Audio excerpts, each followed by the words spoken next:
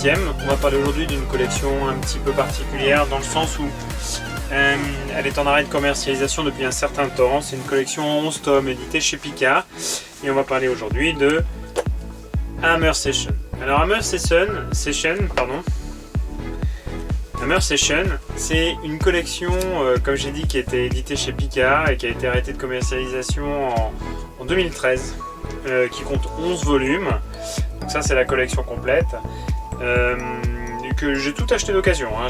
J'ai trouvé tome par tome, j'en ai acheté aucun neuf.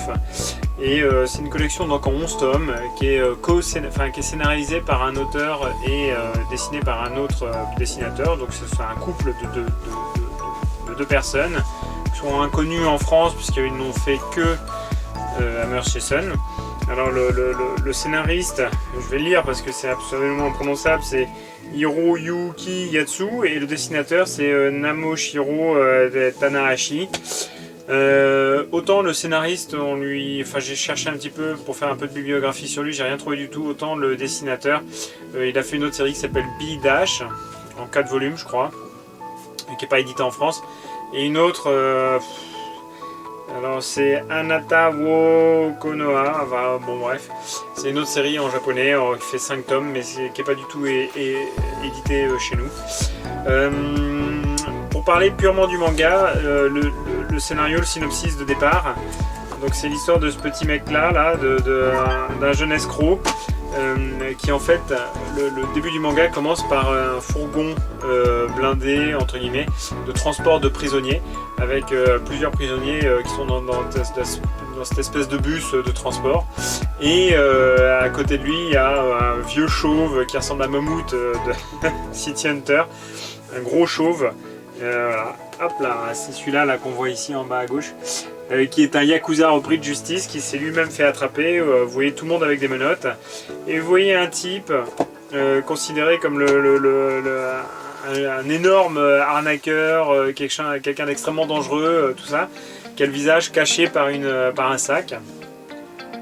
Et puis, en fait, il y a un accident de voiture. Donc ça, c'est vraiment le tout début. Hein. Il y a un accident, le fourgon a un accident, et tous les prisonniers s'évadent. Et là, on s'aperçoit qu'en fait, ce fameux dangereux, cet hyper criminel, en fait, eh ben, c'est ce gars-là, avec une vraie tête d'ange, qui est en fait un escroc, qui est capable de passer à peu près partout. C'est un caméléon, ça, c'est vraiment un personnage un peu particulier. Donc...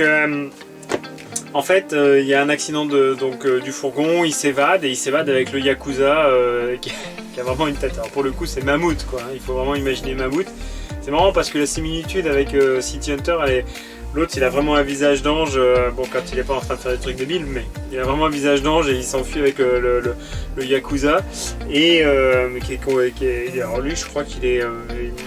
il est soumis à la peine de mort, ou je sais plus quoi, enfin bon, c'est un truc un peu particulier, et il s'évade dans les montagnes du Japon, et il se réfugie dans un collège ou dans un lycée, et là-dessus il y a le proviseur du lycée qui les découvre, et la police arrive et essaye de les emmener, ou en tout cas interroge le proviseur, et le proviseur les protège. On ne sait pas trop pourquoi, on ne comprend pas trop initialement, c'est vrai que c'est un petit peu tiré par les cheveux, mais voilà, le proviseur les protège, et en échange de cette protection, eh ben, il leur demande de devenir professeur dans ce lycée pour pouvoir éduquer les élèves qui sont les élèves à problème. Donc c'est un petit peu tiré par les cheveux dans le synopsis, mais en soi c'est vraiment, il faut un truc qui impulse initialement un synopsis, et donc finalement c'est pas si mal que ça. Alors Hammer Session, ça vient d'où le titre?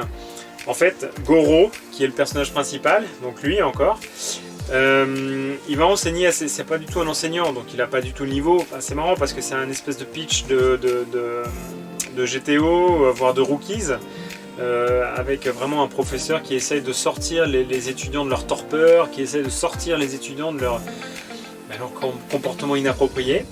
Et donc Goro, lui, qui est un escroc fini, donc c'est un escroc, on va pas lui faire en fait, et ben, il va enseigner aux étudiants ces matières, et quand les étudiants ou les élèves vont faire des conneries, entre guillemets, ou vont aller trop loin, ou vont faire des choses qui sont tout à fait inacceptables, et ben, il va leur faire des Hammer Session, donc des Hammer comme le marteau en allemand, et Session, une leçon quoi, une leçon marteau, c'est-à-dire qu'il va inculquer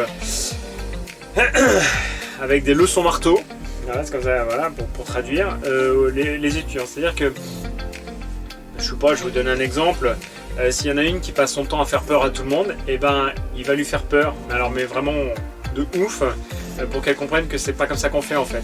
Et de fil en aiguille, c'est un peu comme Onizuka qui est détesté par ses élèves initialement, et puis qui finit par être apprécié par l'un, puis par l'autre, tac, puis finalement tout le monde l'apprécie. Et ben c'est un peu la même chose. Et donc c'est un manga qui est drôle, voilà, on passe un bon moment. Attention, on ne se forme pas la poire à toutes les pages, mais on s'amuse, on sourit. C'est un manga qui est... c'est un manga tranche de vie, entre guillemets, dans le sens où tout n'est pas plausible, mais on est vraiment dans ce type de registre. Il y a vraiment un parallèle avec GTO. C'est à peu près pareil, c'est le même type de manga. Et c'est un manga qui exprime la joie de vivre, vraiment, il est très très sympa. C'est un manga qui est très très sympathique à lire, qui fait 11 tomes. Donc il est en il est en arrêt de commercialisation depuis 2013.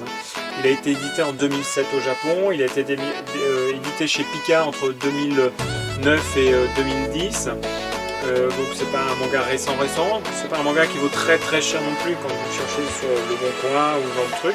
En collection complète il est assez cher, mais en tome à l'unité, si vous avez des tomes par-ci par-là, bon, moi je l'ai complété à l'unité, par-ci par-là, j'en ai trouvé un, j'en ai trouvé un deuxième, j'en ai trouvé un troisième. J'ai jamais acheté sur internet les mangas de la Murchison. Donc on arrive quand même à compléter la collection. Idéalement, si vous la prenez tout d'un bloc, parce que franchement c'est quand même pas... Je sais pas si vous avez souvent vu cette collection, mais franchement c'est pas très très fréquent. Mais le premier je l'ai acheté chez Zcash. Il y en a pas mal que j'ai pris là-bas. Ah, lui je l'ai acheté chez Book Off. Celui-là chez Book Off, celui-là chez Book Off, celui-là chez Zcash. Celui-là je l'ai acheté chez le tome 2, je l'ai acheté à la marque jaune à Ivry. Le tome 3 chez Book Off. Bon, voilà, il y en a pour tous les goûts, de toute façon.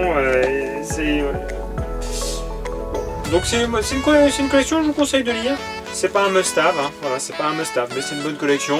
Elle vous facile 14 sur 20, ouais, de l'ordre 2. Pour ceux qui l'ont déjà lu, n'hésitez pas à mettre un petit commentaire en bas, n'hésitez pas à dire ce que vous avez pensé vous-même de cette collection. C'est un shonen, c'est édité chez Kodansha, chez Shonen Mag au Japon, donc c'est pareil. Le Pika a gardé la même lignée d'édition. J'ai pas parlé du dessin. Alors le dessin, c'est un dessin qui est très frais. Moi je trouve que c'est très bien dessiné. Enfin très bien. Je trouve que c'est pas mal. Il y a des dessins qui sont quand même voilà, de bonne qualité. Le personnage principal, je trouve qu'il est, vous voyez, il a quand même une tête qui est relativement agréable. Les cheveux ils sont bien faits. Pour un mangaka qui a fait aucun manga en France, je trouve que c'est pas si mal que ça en fait. Il y a vraiment il a un trait de dessin qui est quand même voilà, il y a des décors qui sont bien fournis. Bon, c'est pas mal. Au niveau du dessin, ça se défend. Franchement, il y a de la qualité. Il y a des dessins un peu caricaturaux aussi, un peu comme ça. Bon. Voilà, tout ça pour vous dire qu'Hammer Chesson, c'est quand même quelque chose de plutôt bien. Je sais pas si je vous ai donné envie d'essayer, mais en tout cas, ça fait partie des collections qui passent un peu inaperçues il y en a tellement en fait dans le panorama de manga que c'est vraiment une des collections qui passe complètement inaperçue, qui n'est pas forcément appréciée par tout le monde n'aime pas ce type de shonen. Moi ça m'amuse bien, ça me détend, ça me fait passer un bon moment. Pour rappel, c'est un manga métro, c'est un manga que j'ai acheté et que j'ai lu dans le métro. Donc franchement je suis pas du tout déçu. Donc voilà, si vous êtes content, n'hésitez pas à laisser un petit commentaire pour vous exprimer, n'hésitez pas à lâcher un petit pouce bleu, ça fait toujours plaisir. À vous abonner aussi, n'hésitez pas. Je vous rappelle, pour ceux qui le savent et pour ceux qui ne le savent pas, que je viens de créer un compte Instagram que j'avais pas jusque là. Donc c'est manga _ le tiré du 8 doc, donc manga doc avec le tiré du 8 au milieu. Pour l'instant il n'y a aucune publication parce que mon téléphone ne me permet pas de faire de photos, mais dès que j'aurai réanimé mon téléphone, ou plutôt que j'en ai racheté un autre, et à ce moment-là je pourrai tout faire. Je vous fais de gros bisous, je vous dis à très bientôt, prenez soin de vous. Salut!